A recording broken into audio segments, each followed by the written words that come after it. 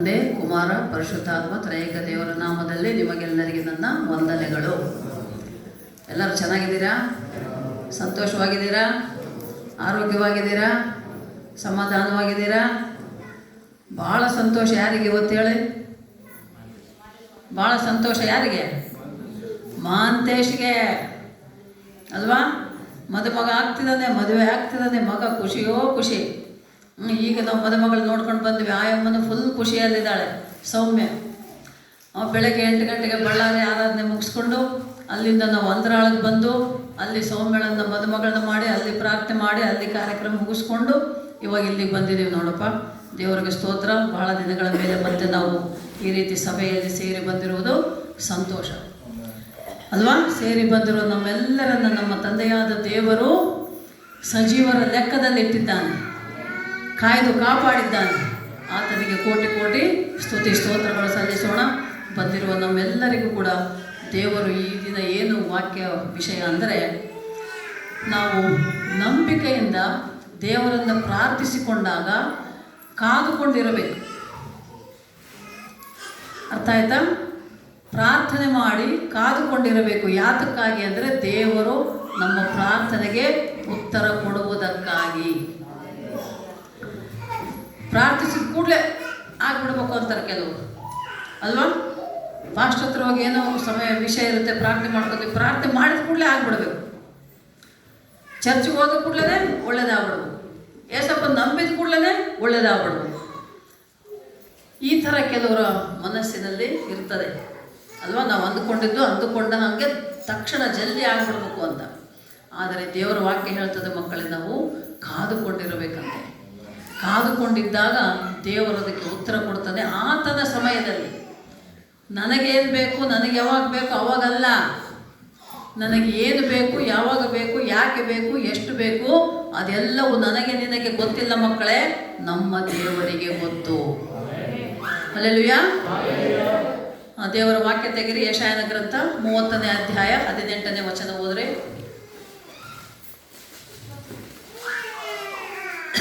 ಯೆಶಾಯನ ಗ್ರಂಥ 30ನೇ ಅಧ್ಯಾಯ 18ನೇ ವಚನ.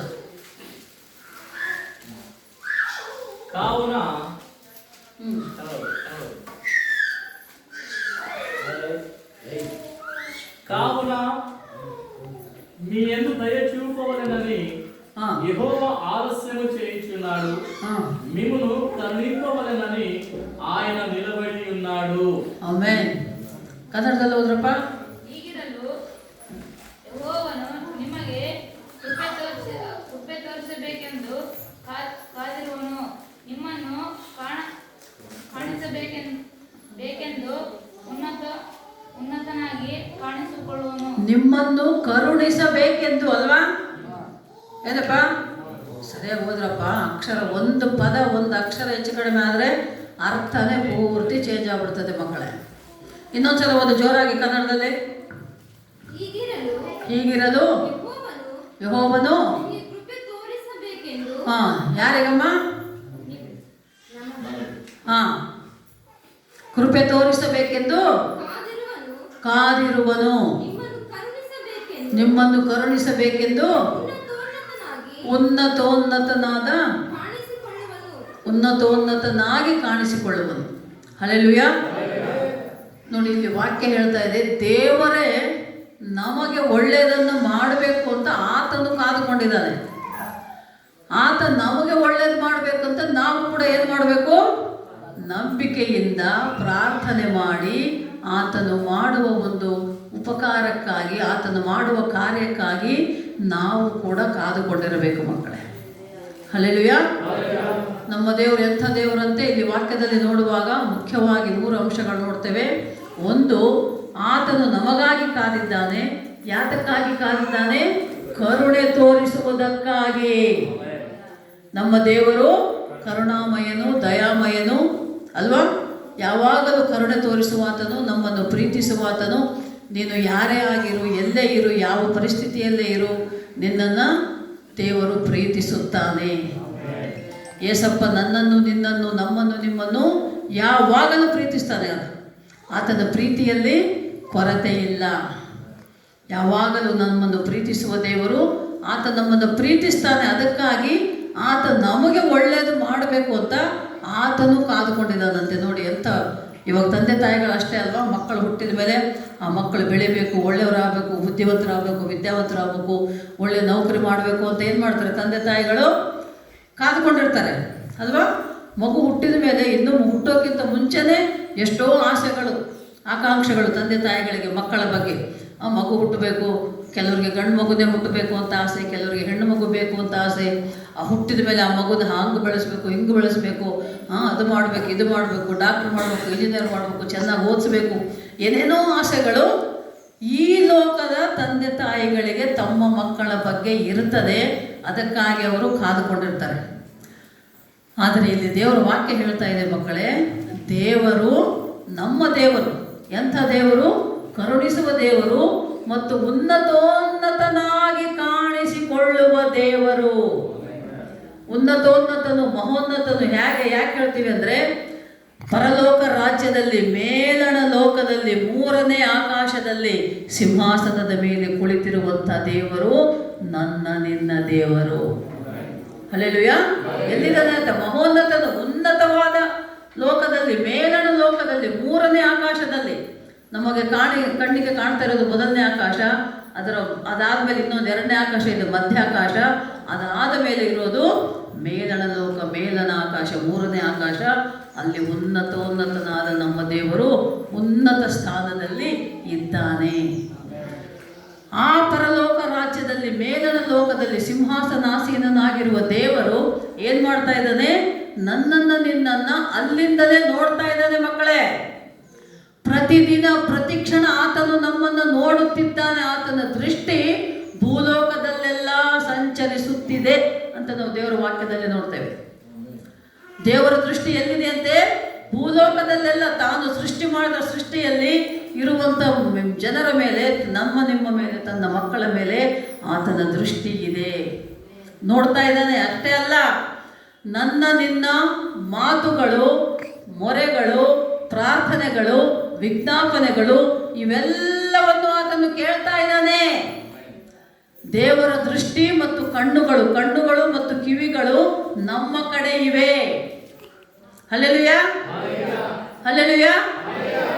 ಈ ಲೋಕದ ತಂದೆ ತಾಯಿಗಳು ನಮ್ಮ ಮಾತು ಕೇಳ್ತಾರೋ ಇಲ್ಲೋ ಗೊತ್ತಿಲ್ಲ, ಆದರೆ ಪರಲೋಕದ ತಂದೆ ನಿಮ್ಮ ಮಾತುಗಳನ್ನು ಆತನು ಕೇಳ್ತಾ ಇದ್ದಾನೆ ಮಕ್ಕಳೇ.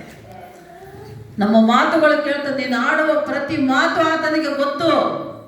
ನೀನು ಒಳ್ಳೆ ಮಾತಾಡ್ತಾ ಇದೆಯಾ, ಕೆಟ್ಟ ಮಾತಾಡ್ತಾ ಇದೆಯಾ, ಜಗಳ ಆಡ್ತಾ ಇದೆಯಾ, ಏನು ಭೂತಗಳು ಏನು ಹೇಳ್ತಾರಲ್ಲ, ಸಂಸ್ಕೃತ ಭೂತ ಅಂತಾರೆ, ಕೆಟ್ಟ ಭಾಷೆ, ಕೆಟ್ಟ ಮಾತುಗಳಿಗೆ. ನಿನ್ನ ಬಾಯಲ್ಲಿ ಬರುವ ಮಾತು, ಒಂದೊಂದು ಮಾತು ಕೂಡ ಅಲ್ಲಿರುವಂಥ ದೇವರು ಕೇಳಿಸಿಕೊಳ್ತಾ ಇದ್ದಾನೆ. ಬಹಳ ಹುಷಾರಾಗಿರಬೇಕು ಮಕ್ಕಳೇ. ನೀವು ಈ ಮನೆಯಲ್ಲಿ ನೀವು ಚಿಕ್ಕ ಮಕ್ಕಳಿದ್ದರೆ, ತಂದೆ ತಾಯಿಗಳಿರ್ತಾರೆ, ಚಿಕ್ಕ ಮಕ್ಕಳಿರ್ತಾರೆ, ಮಕ್ಕಳ ಮುಂದೆ ತಂದೆ ತಾಯಿಗಳು ಯಾವತ್ತೂ ಜಗಳ ಆಡಬಾರ್ದು, ಕೆಟ್ಟ ಮಾತಾಡಬಾರ್ದು. ನೀವೇನು ಮಾತಾಡ್ತಿರೋ ನಿಮ್ಮ ಮಕ್ಕಳು ಅದೇ ಮಾತಾಡ್ತಾರೆ, ನೀವೇನು ಮಾಡ್ತಿರೋ ಅದನ್ನೇ ಮಕ್ಕಳು ಮಾಡ್ತಾರೆ. ಯಾಕೆಂದರೆ ಅವ್ರು ಕೇಳಿಸ್ಕೊಳ್ತಾ ಇರ್ತಾರಲ್ಲ, ತಂದೆ ತಾಯಿ ಆಡೋ ಮಾತು ಮಕ್ಕಳು ಕೇಳಿಸ್ಕೊಳ್ತಾರೆ, ಅದನ್ನೇ ಅವ್ರು ಆಡ್ತಾರೆ. ಹಾಗೆ ನಮ್ಮ ದೇವರು ನಾವು ಆಡೋ ಮಾತು ಆತನ ಕೇಳಿಸ್ಕೊಳ್ತಾ ಇದ್ದಾನೆ. ನಾವು ಆಡುವ ಮಾತುಗಳು, ನಮ್ಮ ಬಾಯಲ್ಲಿ ಬರುವ ಮಾತುಗಳು ಆತನಿಗೆ ಇಷ್ಟವಾಗಿದ್ದರೆ ಆತನು ಒಳ್ಳೆಯದನ್ನೇ ಮಾಡ್ತಾನೆ ನಮಗೆ. ಅಕಸ್ಮಾತ್ ನಮ್ಮ ಬಾಯಲ್ಲಿ ಬರುವ ಮಾತುಗಳು ಕೆಟ್ಟದಾಗಿದ್ದರೆ, ಯಾರಿಗಾದರೂ ಮನಸ್ಸು ನೋಯಿಸುವಂತಿದ್ದರೆ, ಯಾರ ಪ್ರಾಣ ತೆಗೆಯುವಂಥ ಮಾತಾಗಿದ್ದರೆ, ಅಂಥ ಮಾತುಗಳಿಗೆ ತಕ್ಕಂತೆ ಏನು ಮಾಡಬೇಕೋ ಅದನ್ನೇ ಮಾಡ್ತಾನೆ ದೇವರು. ಹಲ್ಲೆಲೂಯಾ. ಅದಕ್ಕೆ ಹೇಳ್ತಾ ಇರೋದು ವಾಕ್ಯ, ದೇವರು ನಮಗಾಗಿ ಒಳ್ಳೇದು ಮಾಡೋದಕ್ಕೆ ಆತನು ಕಾದುಕೊಂಡಿದ್ದಾನೆ. ಆತನು ನಮಗೆ ಒಳ್ಳೇದು ಮಾಡಬೇಕು ಅಂತ ನಾವು ಕೂಡ ನಂಬಿಕೆಯಿಂದ ವಿಶ್ವಾಸ ಸಹಿತವಾದ ಪ್ರಾರ್ಥನೆಯಲ್ಲಿ ನಮಗೆ ಜಯವಿದೆ, ಬಲವಿದೆ, ಫಲವಿದೆ. ಹಲ್ಲೆಲೂಯಾ. ನಮ್ಮ ದೇವರು ಯೆಹೋವ ನಿಸ್ಸಿ ದೇವರು ಅಂತ ಹೇಳ್ತೇವೆ, ಅಂದರೆ ಜಯ ಕೊಡುವಂಥ ದೇವರು. ನಾವೇನಾದರೂ ಮಾಡಬೇಕು ಕೆಲಸ ಕಾರ್ಯಗಳಂದಾಗ ಅದಕ್ಕೆ ತಕ್ಕ ಹಾಗೆ ಜಯವನ್ನು ಆತನು ನಮಗೆ ಕೊಡ್ತಾನೆ ದೇವರೇ. ಯಾವಾಗ ಕೊಡ್ತಾನೆ, ಯಾರಿಗೆ ಕೊಡ್ತಾನೆ? ಎಫೆಸದರ 3ನೇ ಅಧ್ಯಾಯ ತೆಗಿರಿ, 20-21ನೇ ವಚನ ಹೋದ್ರಿ. ಎಫೆಸದರ 3ನೇ ಅಧ್ಯಾಯ 20 ಮತ್ತು 21ನೇ ವಾಕ್ಯ ಹೋದ್ರಪ್ಪ.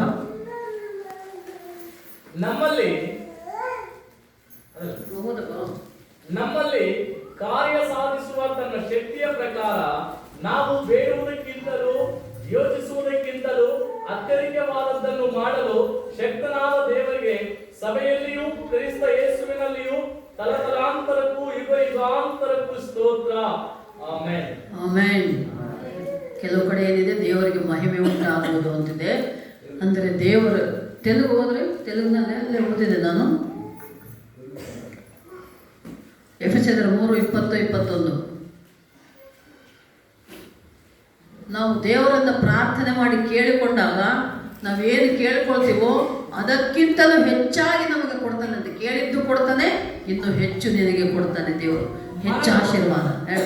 మనలో కార్య సాధకమైన తన శక్తి చొప్పున మనము అడుగు వాటన్నిటికంటేను ఊహించు వాటన్నిటికంటేను అత్యధికంగా చేయ శక్తి గల దేవునికి క్రీస్తు యేసు మూలముగా సంఘములో తరతరములు సదాకాలము మహిమ కలుగును గాక. ಆಮೆನ್. ಹಲ್ಲೆಲೂಯಾ. ದೇವರಿಗೆ ಮಹಿಮೆ ಮಕ್ಕಳೇ. ಯಾಕೆ ದೇವರಿಗೆ ಮಹಿಮೆ? ಆತನು ನಾವು ನಂಬಿಕೆಯಿಂದ ಪ್ರಾರ್ಥನೆ ಮಾಡಿ ಕೇಳಿಕೊಂಡಾಗ ಆತನು ಶಕ್ತನಾದ ದೇವರು, ಸರ್ವಶಕ್ತನಾದ ದೇವರು, ನಾವು ಕೇಳಿದ್ದಕ್ಕಿಂತಲೂ ಅಧಿಕವಾಗಿ ಆಶೀರ್ವದಿಸುವ ದೇವರಾಗಿದ್ದಾನೆ. ಹಲ್ಲೆಲೂಯಾ. ಈಗ ಉದಾಹರಣೆಗೆ ಒಂದು ಮಾತು ಹೇಳೋದಾದರೆ, ಒಬ್ಬರಿಗೆ ಮಕ್ಕಳಾಗಿರಲಿಲ್ಲ, ಮಕ್ಕಳು ಬೇಕು, ಗರ್ಭಫಲ ಬೇಕು, ಸಂತಾನ ಬೇಕು, ಪ್ರಾರ್ಥನೆ ಮಾಡಿರಿ ಅಂದಾಗ ನಾವು ಪ್ರಾರ್ಥನೆ ಮಾಡಿದ್ದೇವೆ. ಮದುವೆಯಾಗಿ 5-6 ವರ್ಷಗಳ ಮಕ್ಕಳಾಗದೇ ಇರುವವರು ಅವರಿಗೆ ಪ್ರಾರ್ಥನೆ ಮಾಡಿದಾಗ ನಾವೇನು ಮಾಡಿದೆವು, ಅವರಿಗೆ ಮಗು ಬೇಕು ಅಂತ ಪ್ರಾರ್ಥನೆ ಮಾಡಿದೆವು. ಆದರೆ ದೇವರೇನು ಮಾಡಿದ, ಅವರಿಗೆ ಅವಳಿ ಜವಳಿ ಮಕ್ಕಳನ್ನು ಕೊಟ್ಟ. ಅಲ್ಲ, ನಾವು ಕೇಳಿದ್ದು ಒಂದು ಮಗು ಕೊಡಪ್ಪ ದೇವರೇ ಅಂತ, 1ಕ್ಕೆ 2 ಕೊಟ್ಟ. ಅಂದರೆ ದೇವರು ಆತನು ಏನು ಅಂದುಕೊಳ್ತಾನೋ ಅದನ್ನು ಮಾಡ್ತಾನೆ. ಯಾರಿಗೆ ಮಾಡ್ತಾನೆ? ಕೀರ್ತನೆ 145:19 ವಚನ ಹೋದ್ರಿ. ಕೀರ್ತನೆ 145.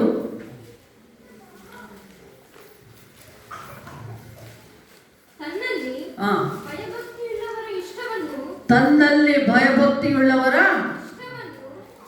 ಏನಮ್ಮ ನೆರವೇರಿಸುತ್ತಾನೆ. ಯಾರಿಗೆ? ತನ್ನಲ್ಲಿ ಭಯ ಭಕ್ತಿ ಉಳ್ಳವರಿಗೆ ಅವರ ಆಸೆ ಆಕಾಂಕ್ಷೆಗಳು, ಇಷ್ಟಗಳು, ಕೋರಿಕೆಗಳನ್ನು ನೆರವೇರಿಸುವವನಾಗಿದ್ದಾನೆ. ಹಲ್ಲೆಲೂಯಾ. ಎಲ್ಲರಿಗಲ್ಲಪ್ಪ, ಎಲ್ಲರಿಗಲ್ಲ. ಯೇಸುಸ್ವಾಮಿನ ನಂಬಿದವರೆಲ್ಲರಿಗೂ ಅಲ್ಲ, ದೀಕ್ಷಾಸ್ನಾನ ತಗೊಂಡವರೆಲ್ಲರಿಗೂ ಅಲ್ಲ, ಚರ್ಚಿಗೆ ಬರೋರೆಲ್ಲರಿಗೂ ಅಲ್ಲ, ಪಾಸ್ಟರ್ ಆದವರಿಗೆಲ್ಲರಿಗೂ ಅಲ್ಲ, ಪಾಸ್ಟರ್ ಕುಟುಂಬಕ್ಕಲ್ಲ, ಪಾಸ್ಟರ್ ಮಕ್ಕಳ ಮೊಮ್ಮಕ್ಕಳಿಗಲ್ಲ, ಎಲ್ಲರಿಗೂ ಅಲ್ಲ.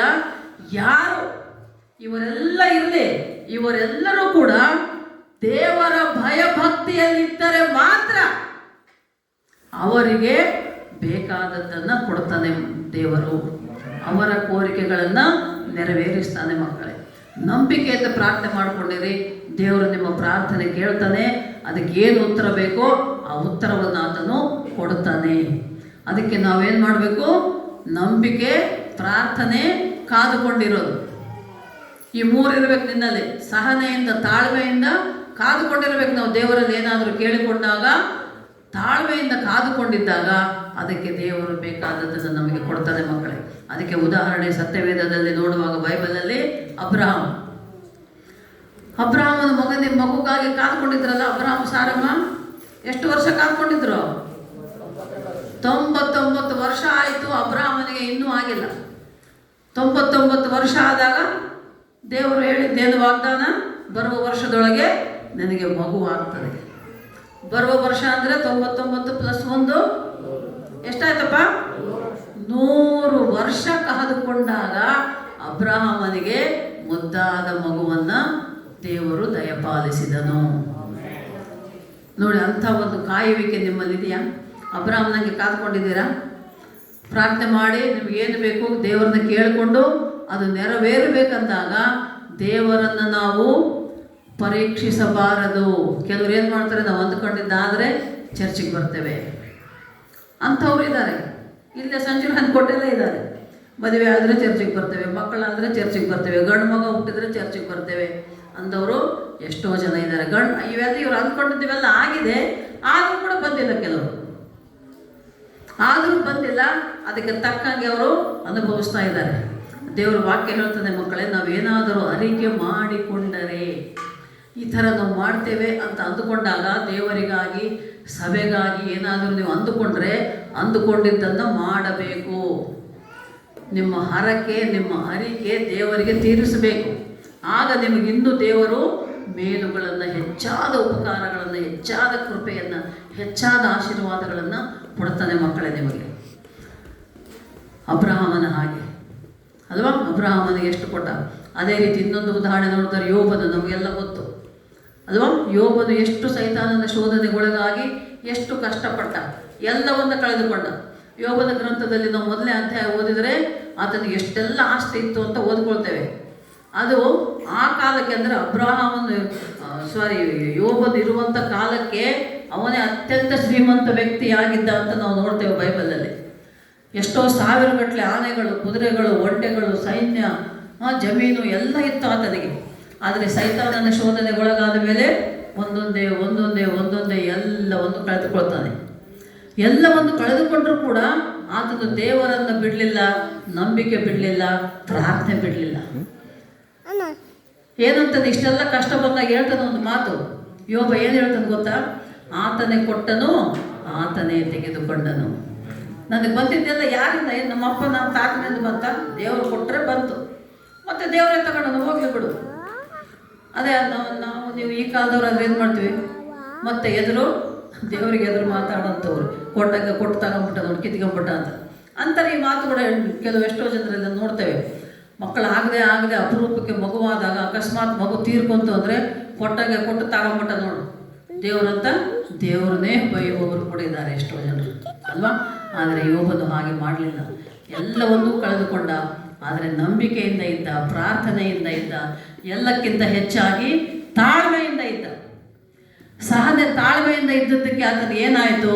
ಆತನು ತನಗಾಗಿ, ತನ್ನ ಕುಟುಂಬಕ್ಕಾಗಿ ಅಷ್ಟೇ ಅಲ್ಲ, ಇತರರಿಗಾಗಿ ಪ್ರಾರ್ಥಿಸ್ತಾ ಇದ್ದ, ಸ್ನೇಹಿತರಿಗಾಗಿ ಪ್ರಾರ್ಥಿಸ್ತದೆ. ಯೋಬನ ಗ್ರಂಥ 42ನೇ ಅಧ್ಯಾಯ 10ನೇ ವಾಕ್ಯ ನಾವು ಓದುವಾಗ ಅಲ್ಲಿ ಹೇಳ್ತದೆ, ಓದೋದು ಬೇಡ, ಸಮಯ ಇಲ್ಲ, ನಾನೇ ಹೇಳ್ತದೆ. ಅಲ್ಲಿ ಏನು ಹೇಳ್ತದೆ ವಾಕ್ಯ?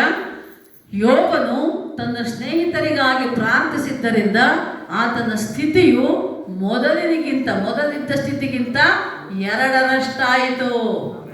ಹಲ್ಲೆಲೂಯಾ! ಡಬಲ್ ಆಶೀರ್ವಾದ, ಒಂದಲ್ಲ 2 ಆಶೀರ್ವಾದವನ್ನು ಹೊಂದಿಕೊಂಡ. ಮೊದಲಿದ್ದ ಸ್ಥಿತಿ 10,000 ಇದ್ದರೆ 20,000 ಆಯಿತು, 30,000 ಇದ್ದರೆ 60,000 ಒಂಟೆಗಳು, ಆನೆಗಳು, ಕುದುರೆಗಳು ಬೇಕಾದಷ್ಟು. ಹಾಗೆ ನೀವು ಅಷ್ಟೇ ಮಕ್ಕಳೇ, ನಮ್ಮ ಜೀವನದಲ್ಲಿ, ನಮ್ಮ ಕುಟುಂಬದಲ್ಲಿ ಏನೇ ವಿಷಯಗಳಿರ್ಬೋದು, ಕಷ್ಟ ಇರ್ಬೋದು, ನಷ್ಟ ಇರ್ಬೋದು, ರೋಗ ಬಾಧೆ ಚಿಂತೆಗಳೆಲ್ಲ ಇರ್ತವೆ. ಯಾಕೆಂದರೆ ಲೋಕದ ರೀತಿಯಲ್ಲಿ ಒಂದು ಮಾತಿದೆ, ಏನು? ತೂತಿಲ್ಲದ ದೋಸೆ ಇಲ್ಲ, ಎಲ್ಲರ ಮನೆ ದೋಸೆ ತೂತೆ ಅಲ್ವಾ? ಯಾರಾದರೂ ಚಪಾತಿ ರೊಟ್ಟಿ ಮಾಡ್ದಂಗೆ ದೋಸೆ ಮಾಡ್ತಾರೇನಪ್ಪ? ಸಾಧ್ಯನೇ ಇಲ್ಲ ಅಲ್ವಾ? ದೋಸೆ ಅಂದಮೇಲೆ ದೋಸೆಯಲ್ಲಿ ತೂತಿದ್ದೇ ಇರ್ತವೆ. ಹಾಗೆ ಪ್ರತಿ ಮನೆ, ಪ್ರತಿ ಕುಟುಂಬ, ಎಲ್ಲರ ಮನೆಯಲ್ಲಿ ಒಂದಲ್ಲ ಒಂದು ಸಮಸ್ಯೆ, ಕಷ್ಟ, ನಷ್ಟ, ರೋಗ ಬಾಧೆ ಚಿಂತೆಗಳಿದ್ದೇ ಇರ್ತವೆ. ಆದರೆ ಅವೆಲ್ಲವನ್ನು ನಾವೇನು ಮಾಡಬೇಕು? ನಂಬಿಕೆಯಿಂದ ಪ್ರಾರ್ಥನೆ ಮಾಡಿ ಏಸಪ್ಪನಿಗೆ ಒಪ್ಪಿಸಬೇಕು. ಯಾಕಂದರೆ ಏಸಪ್ಪನೇ ಹೇಳ್ತಾ ಇದ್ದಾನೆ, ಎಲ್ಲ ಈ ಭಾರ ಹೊತ್ತವರೇ, ಚಿಂತೆ ಮಾಡುವವರೇ ನನ್ನ ಬಳಿಗೆ ಬಂದಿರಿ, ನಾನು ನಿಮಗೆ ಶಾಂತಿ ವಿಶ್ರಾಂತಿ ಕೊಡ್ತೇನೆ ಅಂತ, ಸಮಾಧಾನ ಕೊಡ್ತೇನೆ. ಯಾಕೆ? ನಮ್ಮ ದೇವರು ಸಮಾಧಾನಕರ್ತನು. ಭೂಲೋಕದಲ್ಲಿರುವ ಜನರಿಗೆ ಸಮಾಧಾನ ಉಂಟು ಮಾಡುವುದಕ್ಕಾಗಿಯೇ ಏಸಪ್ಪ ಪರಲೋಕದಿಂದ ಭೂಲೋಕಕ್ಕೆ ನರಮಾನವನಾಗಿ, ಮನುಷ್ಯನಾಗಿ ಹುಟ್ಟಿ ಬಂದ. ನಿನ್ನ ಪಾಪ ಶಾಪಕ್ಕಾಗಿ ಶಿಲುಬೆಯಲ್ಲಿ ತನ್ನ ಪ್ರಾಣವನ್ನೇ ಕೊಟ್ಟ. ಅತ್ಯಮೂಲ್ಯವಾದ ಪರಿಶುದ್ಧ ರಕ್ತವನ್ನು ನನಗಾಗಿ ನಿನಗಾಗಿ ಸುರಿಸಿದ, ಸಮಾಧಿ ಮಾಡಲ್ಪಟ್ಟ, ಮತ್ತೆ 3ನೇ ದಿನ ಮೃತ್ಯುಂಜಯನಾಗಿ ಸಾವನ್ನು ಗೆದ್ದು ಪುನರುತ್ಥಾನನಾಗಿ ಎದ್ದು ಬಂದ ದೇವರು ನಮ್ಮ ದೇವರು. ಹಲ್ಲೆಲೂಯಾ! ಸಾವನ್ನು ಗೆದ್ದ ದೇವರು. ಹಾಗೆ ನೀವು ಅಷ್ಟೇ ನಮ್ಮ ಜೀವನದಲ್ಲಿರುವ, ಕುಟುಂಬದಲ್ಲಿರುವ ಕಷ್ಟಗಳು, ರೋಗಗಳು, ಬಾಧೆಗಳು, ಚಿಂತೆಗಳು ಎಲ್ಲವನ್ನು ಆತ ದೂರ ಮಾಡ್ತಾನೆ. ಯಾವಾಗ ಮಾಡ್ತಾನೆ? ಯಾರು ಆತನಲ್ಲಿ ನಂಬಿಕೆಯಿಂದ ಪ್ರಾರ್ಥನೆ ಮಾಡಿಕೊಂಡು ಭಯಭಕ್ತಿಯಿಂದ ಇರ್ತಾರೋ ಅವರಿಗೆ ಮಾತ್ರ. ಹಲ್ಲೆಲೂಯಾ! ನಂಬಿಕೆಯಿಂದ ಪ್ರಾರ್ಥನೆ. ನೀವೇನಾದರೂ ನೀವು ಅಂದುಕೊಂಡಿದ್ದು ಆಗಿಲ್ಲ ಅಂದರೆ, ಒಂದು, ದೇವರ ಚಿತ್ತ ಇಲ್ಲ, 2ನೇದು ನಿಮ್ಮ ಪ್ರಾರ್ಥನೆ ಸಮರ್ಪಕವಾಗಿ ಸರಿಯಾಗಿಲ್ಲ, ನಂಬಿಕೆ ಕಡಿಮೆ ಇದೆ, 100% ನಂಬಿಕೆ ಇಲ್ಲ.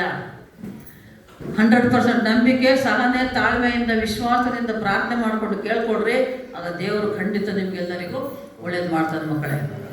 ಅರ್ಥ ಆಯ್ತಾ? ಏನಿವತ್ತಿನ ವಿಷಯ? ನಂಬಿಕೆಯಿಂದ ಕಾದುಕೊಂಡಿದ್ದು ಪ್ರಾರ್ಥನೆ ಮಾಡಿಕೊಂಡ್ರೆ ಅದಕ್ಕೆ ಉತ್ತರ ನಮ್ಮ ಉನ್ನತೋನ್ನತನಾಗಿರುವ ದೇವರು, ಕರುಣಿಸುವ ದೇವರು, ಕಟಾಕ್ಷಿಸುವ ದೇವರು, ಕೃಪೆ ತೋರುವ ದೇವರು, ಆತನ ಆಶೀರ್ವಾದ ಕೃಪೆಯನ್ನು ನಮ್ಮೆಲ್ಲರ ಮೇಲೆ ಆತನು ಸುರಿಸುವವನಾಗಿದ್ದಾನೆ, ಕೊಡುವವನಾಗಿದ್ದಾನೆ. ಅದನ್ನು ನಾವು ಪಡೆದುಕೊಳ್ಳುವವರಾಗಿರಬೇಕು. ಹಲ್ಲೆಲೂಯಾ. ಆತನ ಕೃಪೆಯನ್ನು, ಆಶೀರ್ವಾದವನ್ನು ಹೊಂದಿಕೊಳ್ಳುವವರಾಗಿರಬೇಕಂದ್ರೆ ದೇವರ ವಾಕ್ಯದ ಭಯ ಭಕ್ತಿಯಲ್ಲಿ ನಾವು ಜೀವಿಸಬೇಕು, ಇರಬೇಕು. ಬರೀ ವಾಕ್ಯ ಹೇಳೋದು ಕೇಳೋದು ಅಷ್ಟೇ ಅಲ್ಲ, ವಾಕ್ಯದ ಪ್ರಕಾರ ನಡ್ಕೊಳ್ಬೇಕು ನಾವು. ಆಗಲೇ ದೇವರ ಅದ್ಭುತ ಕಾರ್ಯಗಳನ್ನು ನಮ್ಮ ಜೀವನದಲ್ಲಿ ನಾವು ನೋಡ್ತೇವೆ ಮಕ್ಕಳೇ. ದೇವರು ಅದ್ಭುತಗಳು ಮಾಡ್ತಾನಪ್ಪ. ಅದ್ಭುತ ಸ್ವರೂಪನಾದ ದೇವರು, ಸರ್ವಶಕ್ತನಾದ ದೇವರು ನಮ್ಮ ದೇವರು, ಅಂತಿಂತ ದೇವರಲ್ಲ. ಹಲ್ಲೆಲೂಯಾ. ಸಾಕ್ಷಿ ಈಗ ನಿಮ್ಮ ಮುಂದೆ ನಾನೇ ಕೂತಿದ್ದೀನಿ. 2 ನಿಮಿಷ ಸಾಕ್ಷಿ ಹೇಳಿದ್ರೆ